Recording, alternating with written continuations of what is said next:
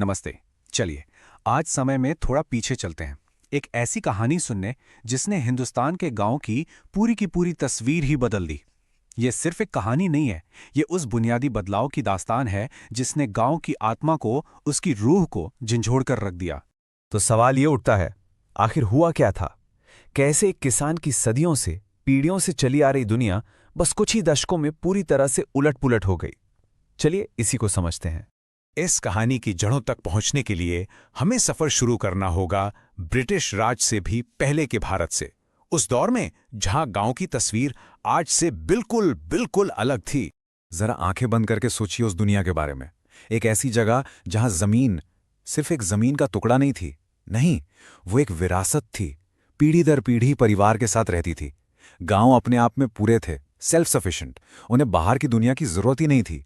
और सबसे बड़ी बात क्या थी पता है? टैक्स। वो पैसों में नहीं बल्कि फसल के एक हिस्से से चुकाया जाता था। ये एक ऐसा सिस्टम था जो इंसान और कुदरत के बीच के रिश्ते पर बना था। सीधे शब्दों में कहें तो जिंदगी का रिदम जमीन और मौसम तय करते थे, ना कि मार्केट का उतार चढ़ाव। खेती का मकसद था पेट भरना, बस। मुनाफे की दौड़ नहीं थी। लेकिन हमें यह भी देखना होगा कि इस सिस्टम को बेहतर कैसे बनाया गया था, क्योंकि इतिहास में एक ऐसा वक्त भी आया जिसे गुड गवर्नेंस का, एक फार्मर फर्स्ट सिस्टम का बेंचमार्क माना जाता है। और ये बेंचमार्क सेट किया था शेर शाह सूरी ने। देखिए, ये कोई मामूली सिस्टम नहीं था। ये एक ऐसी नींव थी, एक ऐसा स्टैंडर्ड था जहां किसान का भला, किसान का कल्याण हर चीज से ऊपर था। आप सोचिए, उस जमाने में उनके रिफॉर्म्स कितने प्रोग्रेसिव थे। पहली चीज उन्होंने की, पट्टा, यानी किसान को उसकी जमीन का लिखित प्रूफ, एक ओनरशिप डीड दी। दूसरा, टैक्स इस बात पर तय होता था कि जमीन कितनी उपजाऊ है। फेयर है ना? जैसी जमीन वैसा टैक्स। और तीसरी और शायद सबसे जरूरी बात, अगर कोई कुदरती आफत आ गई जैसे सूखा या बाढ़, तो किसानों को टैक्स से छूट मिलती थी। मतलब सरकार उनके साथ खड़ी थी। सही मायने में एक फार्मर फ्रेंडली सिस्टम। और फिर सब कुछ बदलने वाला था। कहानी में एक नया किरदार आता है, ब्रिटिश ईस्ट इंडिया कंपनी। और वो अकेले नहीं आते, अपने साथ लाते हैं एक बिल्कुल अलग, एक बिल्कुल नई इकोनॉमिक फिलॉसफी। और इस नई सोच के साथ मकसद पूरी तरह से बदल गया। अब खेती लोगों का पेट भरने के लिए नहीं बल्कि कंपनी की तिजोरियां भरने के लिए हो रही थी। और जमीन अब विरासत नहीं थी, वो बाजार में बिकने वाली एक चीज बन चुकी थी, एक कमोडिटी। और जब जमीन एक कमोडिटी बन जाती है तो खेल के सारे नियम ही बदल जाते हैं। तो चलिए सीधे कंपेयर करके देखते हैं कि जमीन के ओनरशिप और टैक्स सिस्टम में आखिर फर्क क्या आया। जरा इस कंपैरिजन को देखिए। एक तरफ प्री ब्रिटिश दौर में जमीन पर आपका हक सुरक्षित था, आपकी पीढ़ियों का हक, आपसे कोई छीन नहीं सकता था। और दूसरी तरफ अंग्रेजों के आते ही जमीन एक ऐसी चीज बन गई जिसे खरीदा, बेचा या नीलाम किया जा सकता था। किसान का हक अब कंडीशनल था, शर्तों पर टिका हुआ। लेकिन शायद सबसे बड़ा और सबसे जालिम बदलाव था टैक्स लेने का तरीका। सोचिए, पहले किसान फसल का एक हिस्सा देता था, पर अब उन्हें एक फिक्स्ड अमाउंट हर हाल में सिर्फ और सिर्फ कैश में देना पड़ता था।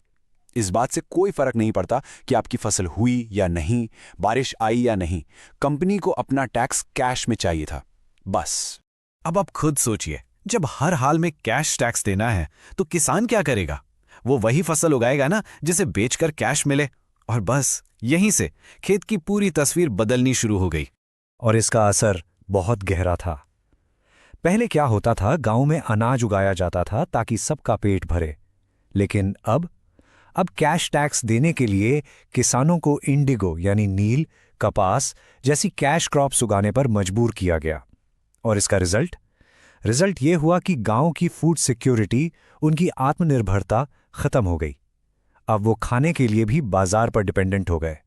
ये टेबल एक तरह से पूरी कहानी को एक फ्रेम में दिखाता है। आप देखिए, हर एक चीज 180 डिग्री घूम गई। जो जमीन विरासत थी वो कमोडिटी बन गई। जो टैक्स फसल से जाता था वो अब स्ट्रिक्टली कैश में लिया जाने लगा। जहां खेत में खाने के लिए अनाज उगता था वहां अब मजबूरी में कैश क्रॉप्स उगने लगी। और मुसीबत के समय मिलने वाली सरकारी मदद, वो तो भूल ही जाइए। ये था वो ग्रेट इकोनॉमिक शिफ्ट। तो अंग्रेजों ने भारत की जमीन से पैसा निकालने के लिए आखिर किया क्या? उन्होंने कौन कौन से सिस्टम बनाए? देखिए, एक बात हमें शुरू में ही समझ लेनी चाहिए, अंग्रेजों का सिर्फ और सिर्फ एक ही मकसद था, पैसा कमाना। यानी कि मुनाफा। आज हम जिस भी पॉलिसी, जिस भी सिस्टम की बात करेंगे ना, वो सब इसी एक मकसद को पूरा करने का एक जरिया था, बस। और अपने मुनाफे के इस खेल को और पक्का करने के लिए उन्होंने एक के बाद एक कई एक्सपेरिमेंट किए। कहानी शुरू होती है 1765 में, जब उन्हें दीवानी राइट्स मिले। इसके बाद आया इजारदारी सिस्टम, फिर परमानेंट सेटलमेंट, रैयतवाड़ी और आखिर में महालवाड़ी। ये सिर्फ तारीख है या नाम नहीं है दोस्तों, ये इस बात की कहानी है कि कैसे उन्होंने किसानों से पैसा निचोड़ने के तरीकों को बार बार बदला और बेहतर किया। तो चलिए कहानी में थोड़ा और अंदर चलते हैं। 1765 में जैसे ही ईस्ट इंडिया कंपनी को बंगाल के दीवानी अधिकार मिले, मतलब टैक्स वसूलने का हक, उनका बस एक ही काम था, ज्यादा से ज्यादा पैसा निकालना। और इसका नतीजा चारों तरफ एक लूट का माहौल बन गया और कंपनी के ऑफिसर्स वो तो करप्शन में पूरी तरह डूब गए। और ये कोई छोटा मोटा लालच नहीं था। हम बात कर रहे हैं रॉबर्ट क्लाइव और वॉरेन हेस्टिंग्स जैसे बड़े बड़े अधिकारियों की, जिन्होंने अपने लिए इतनी दौलत जमा कर ली जिसका कोई हिसाब ही नहीं था। ये सिर्फ सिस्टम का फेलियर नहीं था, ये तो सीधी सीधी पर्सनल लूट थी। और इसी वजह से कंपनी को लगा कि भाई अब कोई फॉर्मल सिस्टम बनाना ही पड़ेगा। और यहीं से एंट्री होती है हमारे पहले बड़े एक्सपेरिमेंट की, 1772 का इजारदारी सिस्टम। इसे वॉरेन हेस्टिंग्स ने शुरू किया था। इसे आप रेवेन्यू फार्मिंग भी कह सकते हैं। सोचिए, ये एक तरह की नीलामी थी। सरकार कहती, ये रहा इलाका, कौन देगा हमें यहां से सबसे ज्यादा टैक्स वसूल कर, और जो भी सबसे ऊंची बोली लगाता उसे 5 साल के लिए टैक्स कलेक्शन का कॉन्ट्रैक्ट मिल जाता। पर यह सिस्टम एक डिजास्टर साबित हुआ। अब आप पूछेंगे क्यों? अरे भाई, क्योंकि जिसने सबसे ऊंची बोली लगाई उसे इस बात से क्या मतलब कि खेत में असल में पैदावार कितनी हो रही है। उन इजारादारों को तो बस अपना पैसा वसूलना था, और वो भी मुनाफे के साथ। उन्हें जमीन सुधारने में कोई इंटरेस्ट नहीं था। तो नतीजा क्या निकला? किसानों का भयानक शोषण। और मजे की बात देखिए, आखिर में अंग्रेजों को भी कोई फिक्स्ड रेवेन्यू नहीं मिल पाया। मतलब ये सिस्टम बुरी तरह फेल हो गया। तो इजारादारी सिस्टम के फेल होने और उससे जो अफरा तफरी मची, उसके बाद अंग्रेजों को एक नया आइडिया आया। लॉर्ड कॉर्नवालिस 1793 में लेकर आए परमानेंट सेटलमेंट, या जिसे हम स्थायी बंदोबस्त भी कहते हैं। अब प्लान ये था कि जमींदारों को जमीन का मालिक बना दो, वो अंग्रेजों के वफादार भी रहेंगे और टैक्स कलेक्शन का सिरदर्द भी खत्म हो जाएगा। अच्छा, तो ये काम कैसे करता था? बहुत सिंपल। 1. जमींदारों को जमीन का मालिक बना दिया गया, वो भी हमेशा के लिए, पीढ़ी दर पीढ़ी। 2. उन्हें अंग्रेजों को एक फिक्स्ड अमाउंट हर साल देना होता था, जो कभी नहीं बदलेगा। और पैसा कैसे बढ़ता था? कलेक्शन का 89% सीधा अंग्रेजों की जेब में और बचा हुआ 11% जमींदार का कमीशन। अब इसका असर क्या हुआ? देखिए, इसके 2 पहलू थे। एक तरफ अंग्रेजों को जमींदारों के रूप में एक वफादार क्लास मिल गया जो उनके राज को सपोर्ट करता था, लेकिन दूसरी तरफ किसानों के लिए ये तबाही थी। रातों रात वो अपनी ही जमीन पर मालिक से किराएदार बन गए। और कहानी में एक ट्विस्ट भी था, क्योंकि अंग्रेजों का रेवेन्यू तो फिक्स था, तो जब भी खेती से पैदावार बढ़ी उसका सारा फायदा जमींदार को मिला, अंग्रेजों को नहीं। और अंग्रेजों को ये बात पसंद नहीं आई कि ज्यादातर मलाई तो जमींदार खा रहे हैं। तो बस यहीं से हुई अगले एक्सपेरिमेंट की तैयारी, रैयतवाड़ी सिस्टम। इसे 1820 में थॉमस मुनरो लेकर आए।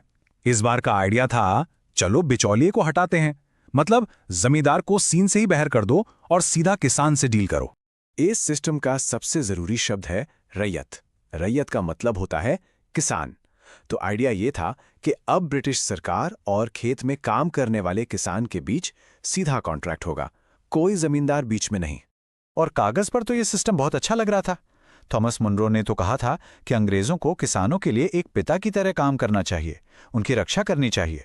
सुनने में कितना अच्छा लगता है ना कि ये एक ज्यादा ईमानदार और सीधा सिस्टम है। लेकिन ये सारे अच्छे इरादे एक नंबर के सामने आकर टूट जाते हैं। वो नंबर था 55%। जी हां, टैक्स की दर थी कुल पैदावार का 55%।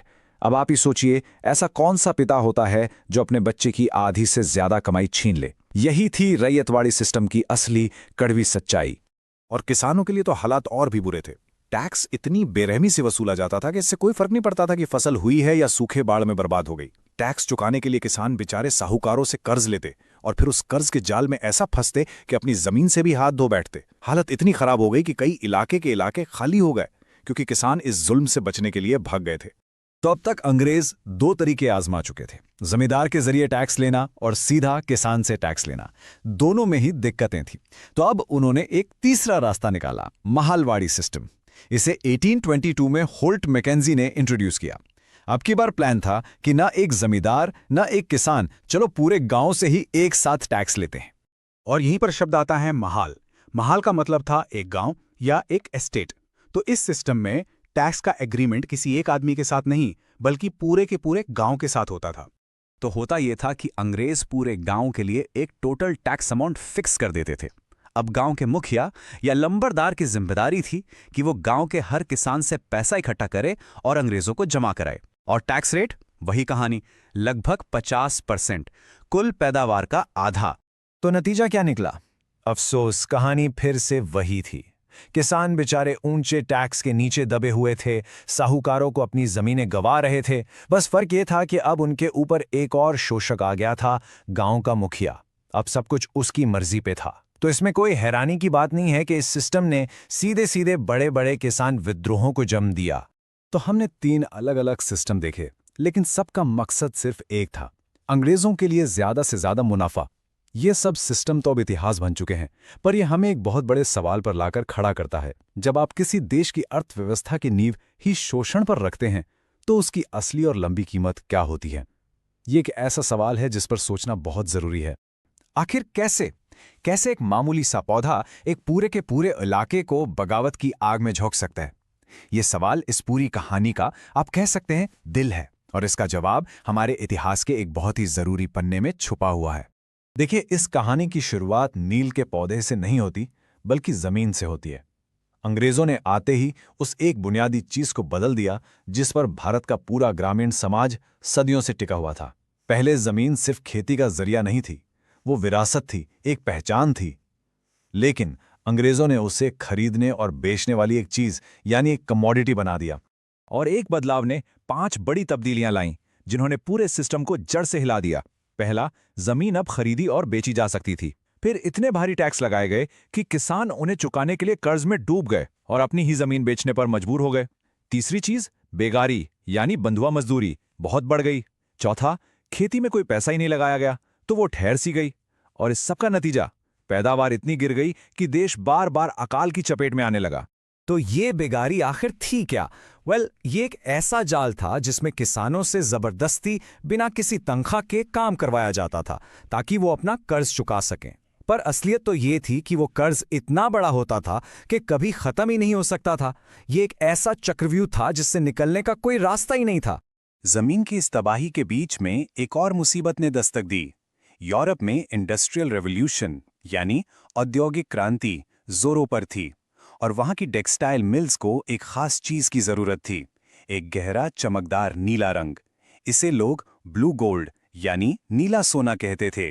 और जरा ये चार्ट देखिए, ये पूरी कहानी खुद ब खुद बता देता है। 1788 तक दुनिया के इंडिगो मार्केट में बंगाल का हिस्सा लगभग 30% था, लेकिन 19वीं सदी की शुरुआत तक ये अचानक से बढ़कर 95% हो गया। सोच सकते हैं आप, अंग्रेजों ने बंगाल को पूरी दुनिया की नील की फैक्ट्री बना दिया था, पर इसकी कीमत चुका रहे थे यहाँ के किसान। और अगर आपको उनके तरीके पर कोई शक है तो जरा ये सुनिए। अंग्रेज भारत में अफीम उगवाते थे और उसे गैर कानूनी तरीके से चाइना में बेचते थे, बदले में वहां से चाय खरीदते थे। इसी वजह से आगे चलकर मशहूर ओपियम वॉर्स हुई। मतलब साफ था, उनका एक ही मकसद था, मुनाफा, चाहे तरीका कोई भी हो। तो चलिए अब इस बड़ी तस्वीर से हटकर जमीन पर उतरते हैं और एक आम किसान की जिंदगी में झांकते हैं। इसे नील उगाने के लिए 2 तरह के सिस्टम का सामना करना पड़ता था, और सच कहूं तो दोनों ही उसके लिए तबाही का दूसरा नाम थे। एक था निड सिस्टम, जिसमें ब्रिटिश प्लांटर खुद जमीन खरीदकर खेती करवाते थे, और दूसरा था रॉयल्टी सिस्टम, जिसमें वो किसानों यानी रायट से जबरदस्ती कॉन्ट्रैक्ट साइन करवाते थे। प्लांटर्स को रॉयल्टी सिस्टम ज्यादा पसंद था। क्यों? क्योंकि इसमें सारा रिस्क किसान का होता था और सारा का सारा मुनाफा प्लांटर का। कितना आसान।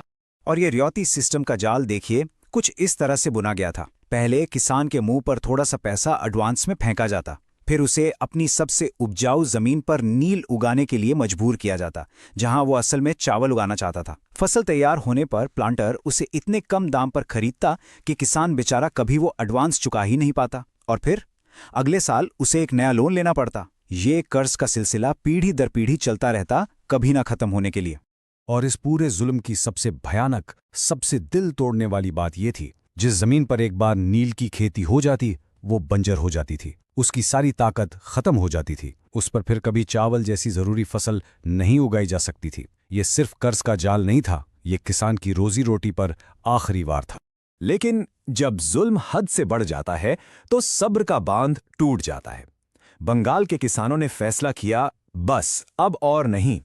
उनकी एक ही आवाज गूंजी, हम नील नहीं बोएंगे। और बस यहां से शुरू हुई नील विद्रोह की वो शानदार कहानी। साल था 1859, एक ऐसा साल जिसे इतिहास हमेशा याद रखेगा। बंगाल के हजारों किसानों ने एक साथ अंग्रेजी हुकूमत के खिलाफ बगावत का बिगुल बजा दिया। ये सिर्फ एक इनकार नहीं था, ये एक पूरी लड़ाई थी। हजारों रैयत ने नील उगाने से साफ साफ मना कर दिया। उन्होंने भालों और तलवारों से नील की फैक्ट्रीज पर हमला कर दिया। प्लांटर्स के जो एजेंट्स थे, गुमास्ता जो जबरदस्ती करने आते थे, उन्हें पीट पीट कर भगा दिया गया।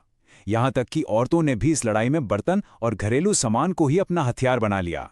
और सबसे बड़ी बात, स्थानीय जमींदारों और गांव के मुखियाओं ने भी इस बगावत में किसानों का पूरा साथ दिया। इस विद्रोह की गूंज सिर्फ बंगाल के खेतों तक सीमित नहीं रही। दीन बंधु मित्रा ने अपने मशहूर नाटक नील दर्पण यानी नील का आईना में इस जुल्म की कहानी को पूरे देश और दुनिया के सामने रख दिया, और इसने सबको झंझोर कर रख दिया। इस बगावत ने ब्रिटिश हुकूमत को हिलाकर रख दिया। उन्हें पहली बार झुकना पड़ा, और इस विद्रोह की जो विरासत थी वो बहुत लंबी चली। एक ऐसी विरासत जो आगे चलकर महात्मा तक पहुंची और आज़ादी की लड़ाई का एक बहुत ही अहम हिस्सा बनी। तो आइए देखते हैं कि इस विद्रोह का असर आगे कैसे बढ़ा। 1859 के विद्रोह के ठीक बाद 1860 में एक इंडिगो कमीशन बनाई गई और उसने प्लांटर्स को दोषी पाया। इसके बाद बंगाल में नील की खेती लगभग खत्म हो गई और प्लांटर्स अपना बोरिया बिस्तर बांधकर बिहार चले गए। लेकिन कहानी यहां खत्म नहीं हुई। सालों बाद 1917 में महात्मा गांधी ने बिहार के चंपारण में इसी नील की खेती के खिलाफ अपना पहला सत्याग्रह शुरू किया और इस जालिम सिस्टम को हमेशा के लिए जड़ से उखाड़ फेंका। तो इस विद्रोह की ये 150 साल से भी पुरानी कहानी आज हमें क्या सिखाती है? क्या ये हमें आर्थिक न्याय और आज के किसानों के अधिकारों के बारे में सोचने पर मजबूर नहीं करती? इस पर जरूर सोचिएगा।